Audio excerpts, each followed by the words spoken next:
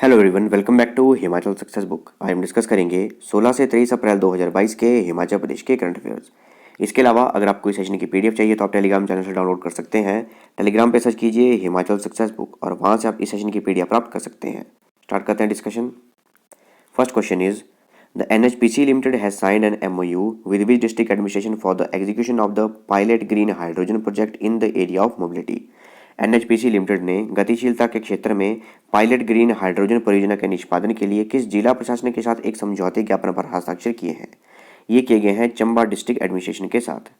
तो हाल ही में गतिशीलता के क्षेत्र में यानी कि एरिया ऑफ मोबिलिटी में पायलट ग्रीन हाइड्रोजन परियोजना की एग्जीक्यूशन के लिए जिला प्रशासन चंबा और NHPC लिमिटेड इनके बीच में एक MOU साइन किया गया है और इस MOU के अंतर्गत लगभग 200 एकड़ के क्षेत्र में 300 किलोवाट का सोलर फोटोवोल्टिक प्लांट स्थापित किया जाएगा और उससे पावर जनरेट की जाएगी और जो पावर जनरेट होगी उससे इलेक्ट्रोलाइजर की मदद से हाइड्रोजन को प्रोड्यूस किया जाएगा और लगभग 20 किलोग्राम डेली हाइड्रोजन यहाँ से प्रोड्यूस की जाएगी और ये ग्रीन हाइड्रोजन के रूप में कार्य करेगी और इस हाइड्रोजन को प्रेशराइज फॉर्म में स्टोर किया जाएगा। जैसा कि आपने घरों में देखा है, जो भी हम कुकिंग के लिए गैस सिलेंडर उपयोग करते हैं उसमें जो भी गैस है वो प्रेशराइज फॉर्म में स्टोर की जाती है, वैसे ही इस हाइड्रोजन को प्रेशराइज फॉर्म में स्टोर किया जाएगा और बाद में इस हाइड्रोजन का उपयोग जो है एक बस को चलाने के लिए किया जाएगा और ये बस चंबा के स्थानीय क्षेत्र में चलाई जाएगी और इसे NHPC लिमिटेड द्वारा शुरू किया जाएगा।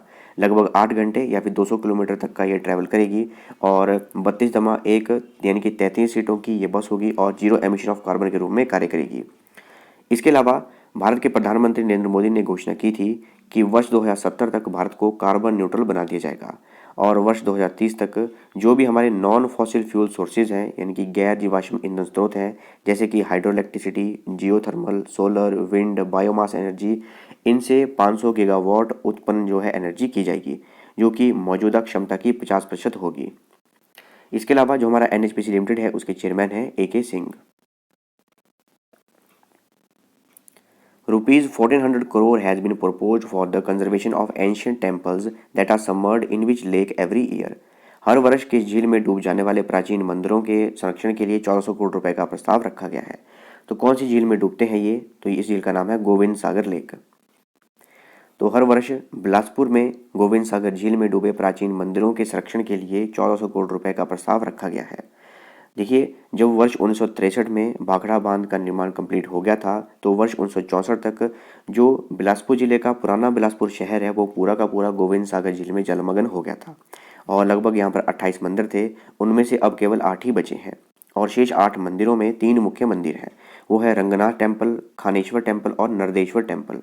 इन तीनों मंदिर को रिलोकेट किया जाएगा, इनकी भूमि का पुनर्ग्रहण किया जाएगा और इन्हें आर्टिफिशियल आइलैंड पर स्थापित किया जाएगा और इसके लिए एक 3 फेज प्रपोजल भी बनाया गया है कि किस तरह से कार्य किया जाएगा। पहले चरण में इन तीनों मंदिरों को संरक्षण किया जाएगा। तीनों मंदिर हैं ये रंगनाथ टेम्पल, खानेश्वर टेम्पल और नरदेश्वर टेम्पल। उसके बाद दूसरे चरण में जो पुराना बिलासपुर शहर था वहाँ पर एक ग्राउंड था, मैदान था जिसको बोलते थे सांडूगा मैदान। आपने काफ़ी सॉन्ग भी सुनेंगे इस मैदान के ऊपर।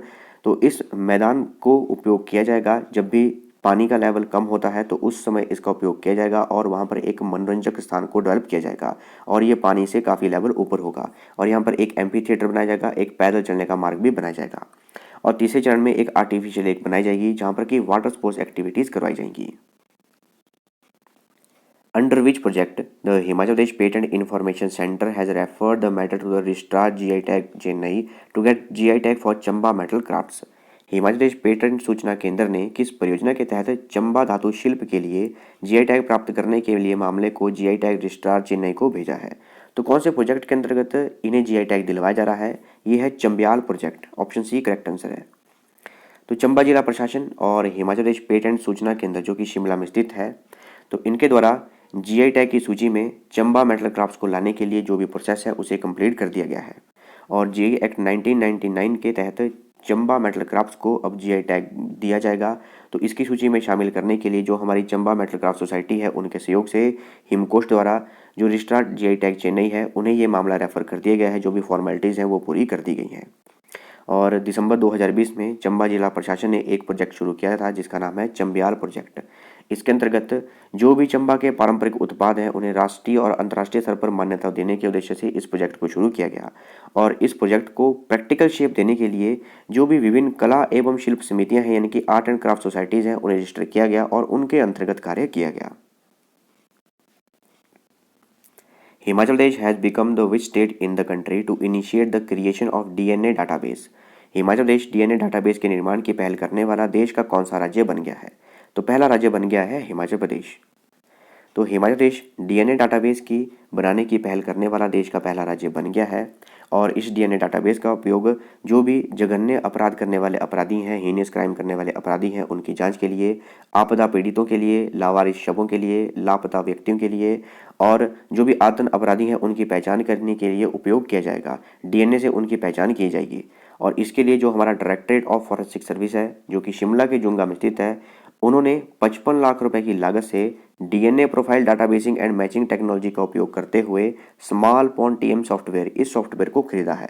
और ये खरीदा गया है अमेरिका से, यूएसए से इसे खरीदा गया है 55 लाख रुपए की लागत से। और लगभग 20,000 डीएनए प्रोफाइल इसमें स्टोर की जा सकती हैं। और हर वर्ष हिमाचल प्रदेश में लगभग 600 डीएनए प्रोफाइलिंग के लिए बायोलॉजिकल सबूत भेजे जाते हैं और उन्हें चेक किया जाता है। इसके अलावा जो हमारा स्टेट फॉरेंसिक लैब है, जो कि शिमला के जुंगा में स्थित है, तो इस तकनीक को उपयोग करने वाली पहली लैब बन चुकी है। और जो हमारा डायरेक्टरेट ऑफ फॉरेंसिक सर्विसेज है, जो कि शिमला के जुंगा में स्थित है, उसके डायरेक्टर हैं Rakesh Sharma. Which private bank has opened its first branch in the Lahaul Spiti district? किस निजी बैंक ने लाहौल स्पीति जिले में अपनी पहली शाखा खोली है? तो कौन सा बैंक है ये है एचडीएफसी बैंक। तो हाल ही में एचडीएफसी बैंक ने लाहौल स्पीति के केलांग में अपनी पहली शाखा खोली है। और लाहौल स्पीति जिले में एक प्राइवेट बैंक ने पहली शाखा ये खोली है। तो प्राइवेट बैंक की एक ब्रांच ओपन हुई है और वो कौन सा बैंक है? वो है एचडीएफसी बैंक। और एचडीएफसी बैंक ने हिमाचल प्रदेश में पहली बार 2004 में शिमला के संजौली में अपनी ब्रांच ओपन की थी। और वर्तमान में 11 जिलों में 82 ब्रांचेज हैं एचडीएफसी बैंक की। Jawaharlal Nehru government college of fine arts is situated at which place? Jawaharlal Nehru government college of fine arts किस स्थान पर स्थित है? तो कहाँ पर स्थित है? ये शिमला में स्थित है। Who has taken over as vice chancellor of Himachal Pradesh university Shimla? Himachal Pradesh विश्वविद्यालय शिमला के कुलपति के रूप में किसने पदभार संभाला है? तो कौन बने हैं नए vice chancellor Himachal Pradesh university Shimla के? वो हैं डॉक्टर ज्योति प्रकाश। इसके अलावा जो हमारी हिमाचल प्रदेश यूनिवर्सिटी है, इसकी स्थापना 22 जुलाई 1970 को की गई थी। और डॉक्टर आर के सिंह ये पहले वाइस चांसलर थे हिमाचल प्रदेश यूनिवर्सिटी शिमला के। और अभी जो 27वें वाइस चांसलर बने हैं वो बने हैं doctor Jyoti Prakash. Which district's agriculture produce marketing committee has been honored with the Prime Minister's Award for Excellence in Public Administration 2019? लोक प्रशासन 2019 में उत्कृष्टता के लिए किस जिले की कृषि उपज विपणन समिति को प्रधानमंत्री पुरस्कार से सम्मानित किया गया है?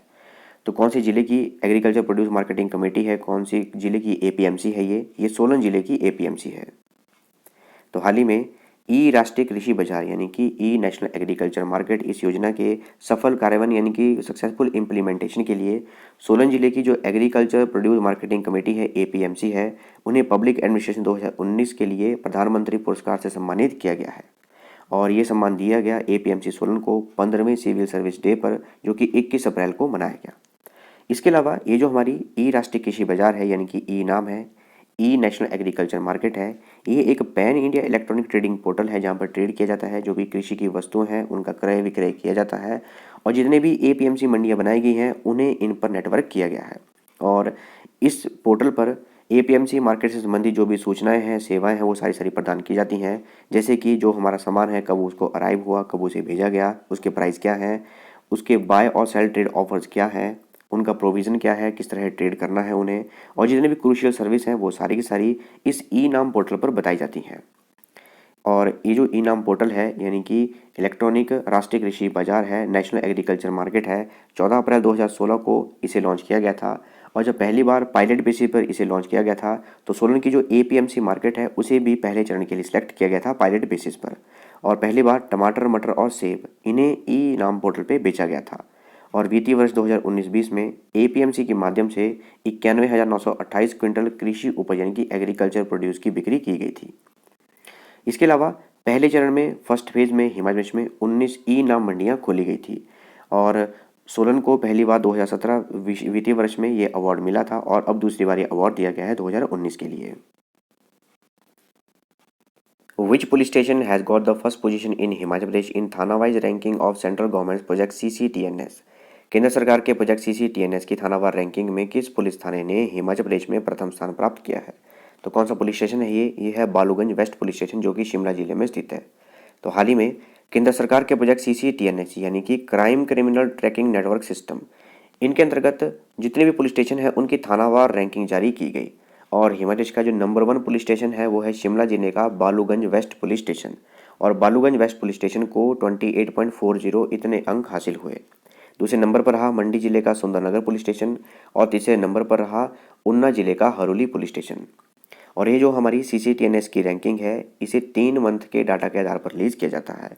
और इसमें सर्वेक्षण किया जाता है जैसे कि ऑनलाइन शिकायतें, चरित्र सत्यापन, आर्म लाइसेंस, गुमशुदगी, थाने की स्थिति, भवन, पुलिस जवानों की तैनाती, मामलों को सुलझाने और निपटाने समेत जितने भी पुलिस स्टेशन में सर्विसेज प्रोवाइड की जाती है लोगों को, उनके आधार पर रैंकिंग बनाई जाती है। Which society has got the first prize among the best performing milk producer cooperative societies during the last 4 years? पिछले 4 वर्षों के दौरान सर्वश्रेष्ठ प्रदर्शन करने वाली दुग्ध उत्पादक सहकारी समितियों में किस समिति को प्रथम पुरस्कार मिला है? तो कौन सी समिति है ये, कौन सी मिल्क प्रोड्यूसिंग सोसाइटी है ये है द झली मिल्क उत्पादक कोऑपरेटिव सोसाइटी। तो हाल ही में जो हमारा हिमाचल प्रदेश राज्य सहकारी दुग्ध उत्पादक लिमिटेड है यानी कि HP मिल्क फेड है, HP state cooperative milk producer federation है, उनकी 26वीं वार्षिक आम बैठक का आयोजन किया गया। और इस बैठक में पिछले 4 वर्षों के दौरान सर्वश्रेष्ठ प्रदर्शन करने वाली दुग्ध उत्पादक सहकारी समितियों को पुरस्कार दिए गए।